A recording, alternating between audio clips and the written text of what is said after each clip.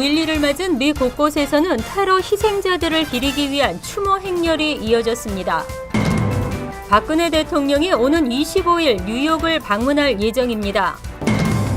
뉴저지 추석맞이 대잔치에서 본방송 KBN이 동포 노래자랑 나도 가수다를 개최합니다. 오바마 대통령이 시리아 공습을 천명했습니다. 한국요금 담합 소송이 순조롭게 해결되고 있는 가운데 배상금 지급이 내년 초에 이뤄질 전망입니다. 이상은 이 시각 주요 뉴스입니다.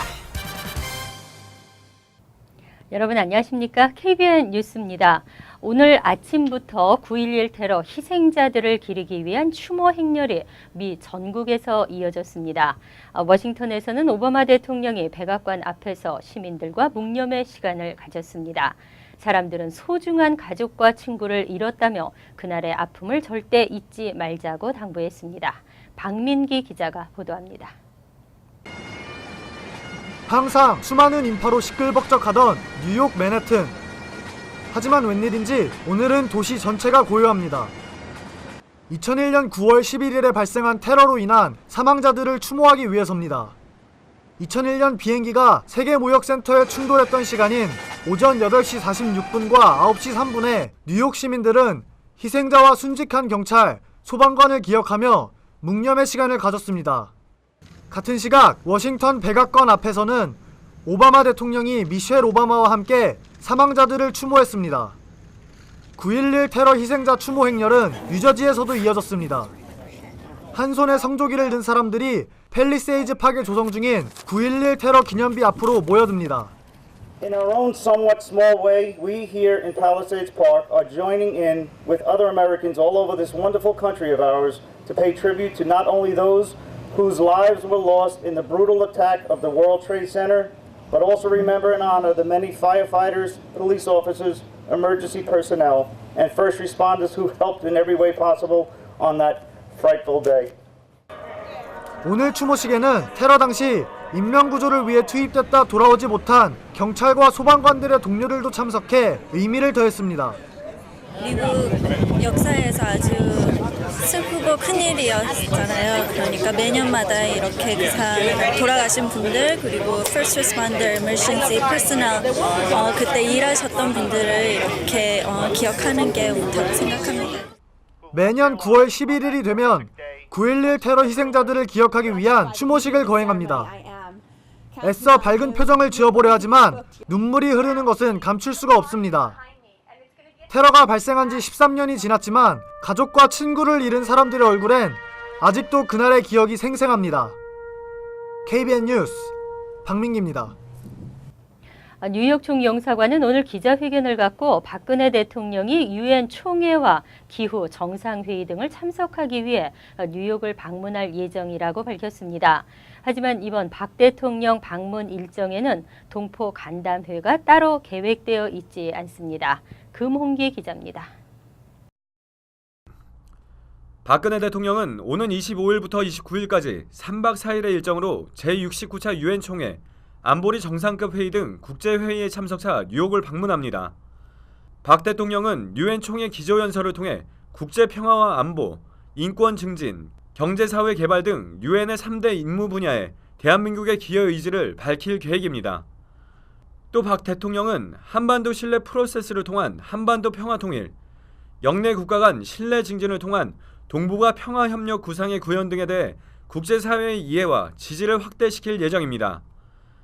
하지만 이번 방문 일정 중에는 박 대통령과 뉴욕 한인사회와의 소통회장인 동포 간담회는 개최되지 않습니다. 뉴욕 총영사관은 간담회를 통해 박근혜 대통령의 이번 방문은 유엔 총회 참석이 주 목적이고 짧고 빡빡한 일정으로 인해 동포 간담회를 개최하지 않을 예정이라고 밝혔습니다. 이번 방문은 유엔 총회 참석이 주 목적이시고 또 짧은 체류 기간 중에 다양하고 또 분주한 일정을 소화해야 되는 그런 사정이 있기 때문에 불가피하게 동포 간담회 개최가 어렵게 되었습니다. 한편 영사관은 외교부 방침에 따라 여권 업무 선진화 사업을 실시해 여권 발급이 이전보다 간소화됐다고 설명했습니다. 여권 업무 선진화 사업으로 인해 여권 발급 신청이 간소화됐고 발급 기간도 최대 일주일로 이전보다 많이 줄었습니다. 영사관은 여권 사진도 무료로 촬영하고 있어 민원인의 비용과 시간을 절감할 뿐만 아니라 규격에 맞지 않아 재촬영해야 하는 번거로움을 줄였습니다. KBN 뉴스 금원계입니다. 다음 주말 뉴저지 뉴 오버팩 공원에서 열리는 뉴저지 추석맞이 대잔치, 본방송 KBN에서 동포 노래자랑 나도 가수다를 개최합니다. 자세한 소식 금원기 기자가 전해드립니다. 뉴욕과 뉴저지에서 최고의 노래 실력을 가진 사람을 뽑는 경연대회가 개최됩니다. 뉴저지 추석맞이 대잔치 행사의 일원으로 개최되는 나도 가수다는 오는 9월 20일 뉴저지 뉴 오버팩 공원에서 열립니다. KBN이 주최하는 나도 가수다는 뉴욕 일원 한인 동포들이 자신이 가진 끼와 열정을 발산할 수 있는 최고의 무대를 선보이게 됩니다. 나도 가수다는 노래를 좋아하는 사람이면 나이와 성별에 상관없이 누구나 참여할 수 있으며 참가를 원하는 사람은 KBN 사업국으로 사전 신청하면 됩니다. 나도 가수다는 대상 1명에게 한국 왕복 항공권을 그리고 입상자 모두에게 푸짐한 상품이 주어집니다. KBN 뉴스 금원기입니다. 미국이 이슬람 국가 IS에 대한 제한적 공세를 적극적 공세로 전환했습니다. 버락 오바마 대통령이 시리아 공습을 천명하면서 이라크뿐 아니라 시리아까지 소탕해 극단주의 테러 세력의 뿌리를 뽑겠다는 의지를 피력했습니다. 오바마 대통령은 어제 정책연설에서 이슬람 국가 IS를 겨냥해 어디에 있든 격퇴시킬 것이며 시리아 공습을 주저하지 않겠다고 밝혔습니다. 또 미국을 위협한다면 어디에서도 피난처를 찾지 못할 것이라며 강도 높게 비판했습니다. 1년 전 시리아 아사드 정권에 대한 공습 결정을 의회에 떠넘겼다가 이를 철회했던 태도와는 확연히 달라진 모습입니다. 제한적 공세 기조가 적극적으로 변했으며 그동안 견지해온 대중동 전략에 중요한 변화를 보여준다는 평가가 나오고 있습니다. 오바마 행정부는 지난 2011년 12월 이라크에서 철군한 이후 중동 지역에서의 군사 개입에 소극적인 자세를 보여왔습니다. 하지만 IS의 격렬한 저항 속에서 이라크 내전이 장기화되고 지난달 하순부터 2주 간격으로 미국인 기자 2명이 참수되는 사건이 터지면서 미국 내 분위기가 변한 것입니다. 그렇지 않아도 대외 정책에서 우유부단하다는 비판을 받아온 오바마 대통령으로서는 11월 중간 선거를 앞두고 여론의 흐름을 의식할 수밖에 없었고 이는 시리아 공습을 결심하게 만든 결정적 배경이 된 것으로 풀이되고 있습니다. 재외 국민이 3개월만 한국에 거주하고 3개월치 건강보험료를 납부하면 한국에서 건강보험 혜택을 받을 수 있습니다. 하지만 이를 악용한 얌체족이 도마에 올랐습니다. 한국국회 보건복지위원회 신경림 의원실은 최근 국민건강보험공단에 제출 자료를 분석해 건강보험제도의 허점을 이용해 공짜로 의료 혜택을 보는 재외국민이 상당수라고 지적했습니다. 신 의원실에 따르면 재외국민 건강보험에 가입해 혜택을 받는 재외국민은 총 2,769명이며 이들 중 1,000회 이상 진료를 받은 사람이 12명, 가장 적은 100회에서 500회 미만 진료자도 1,027명이나 되는 것으로 집계됐습니다. 신 의원실이 특히 주목한 것은 제도의 허점을 이용한 얌체족입니다. 제도의 맹점을 이용해 한 달 안에 최대 19번이나 진료를 받은 재외국민이 10여 명이나 되는 것으로 밝혀졌습니다. 한국의 건강보험료는 지역 가입자의 경우 월 평균 $100 수준입니다. 재외국민이 가입을 위해 3개월치를 한꺼번에 낸다고 해도 $300면 되기 때문에 특히 의료비가 비싼 미주 한인들의 이용이 많은 것으로 알려져 있습니다. 보험료 부과 기준에 대한 형평성, 내국인들과의 공정성 문제 등이 거론됐습니다. 뉴저지 저지시리의 새 시청 건립이 확정되면서 청사 건립 방법에 대해 의견이 분분했습니다. 유력한 방안이었던 장기 임차안이 부결됐습니다. 장기 임차는 주민들의 혈세 낭비라는 윤여태 의원의 주장이 공감을 이끌어냈습니다. 저지시티 시의회는 어제 개발업자가 2천만 달러를 들여 새 청사를 짓고 이를 시정부가 25년간 장기 임차한 뒤 1달러에 매입하는 건립안 표결을 전격 취소했습니다. 스티브 플롭 저지시티 시장이 주도한 새 청사 건립안이 주민 세금 낭비를 초래할 수 있다는 윤여태 의원의 주장이 영향을 미쳤기 때문입니다.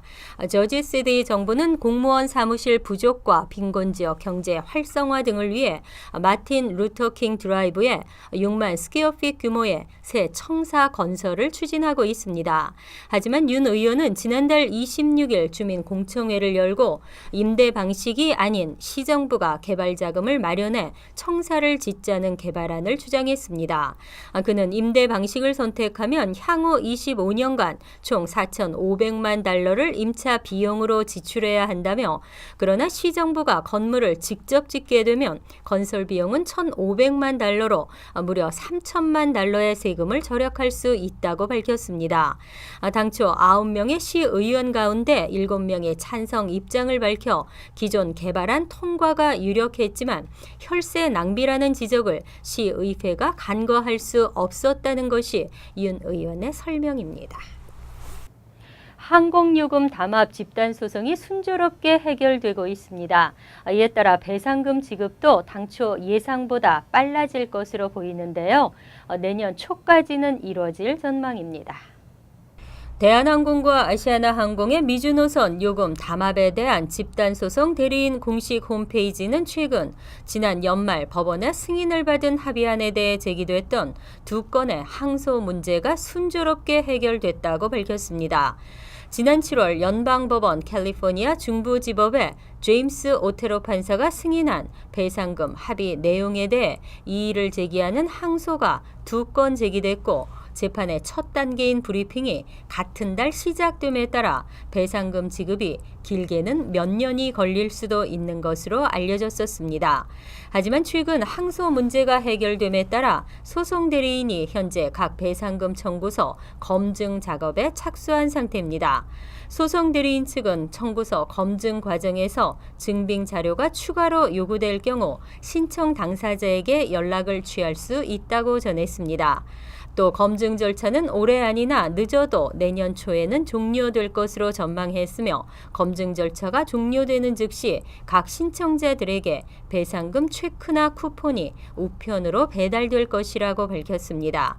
다만 쿠폰의 경우에는 올해 안으로 배달되더라도 2015년 1분기 전에는 사용할 수 없도록 되어 있습니다. 파산으로 빚을 탕감받을 수는 있지만 학자금 부채는 그렇지 않습니다. 끝까지 쫓아다니는데요. 노령의 나이에도 학자금 빚을 갚고 있는 경우가 증가하고 있고 노인연금까지 위협당하고 있습니다.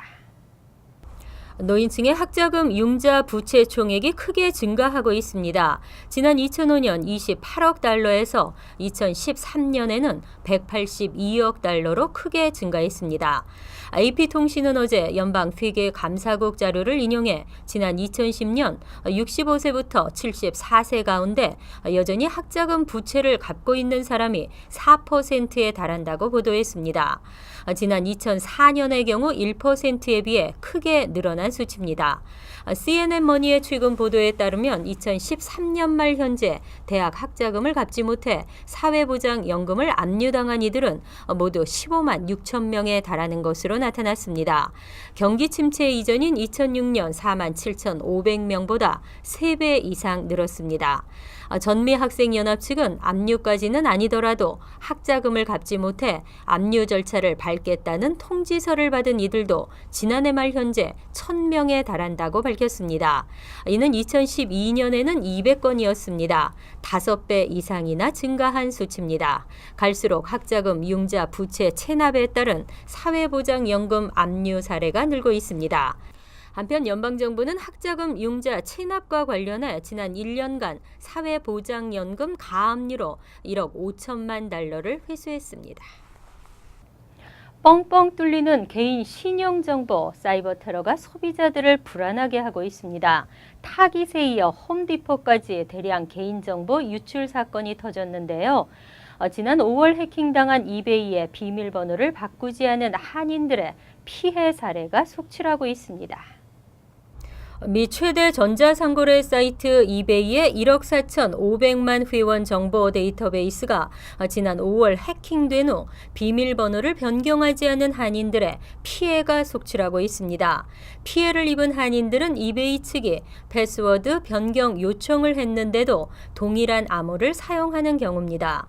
이베이를 해킹한 범인들은 피해자들의 아이디와 패스워드를 해킹한 뒤 시간이 지난 후 전자제품을 장바구니에 교묘하게 끼워 넣어 배송지 주소를 변경하는 수법을 사용하는 것으로 확인됐습니다.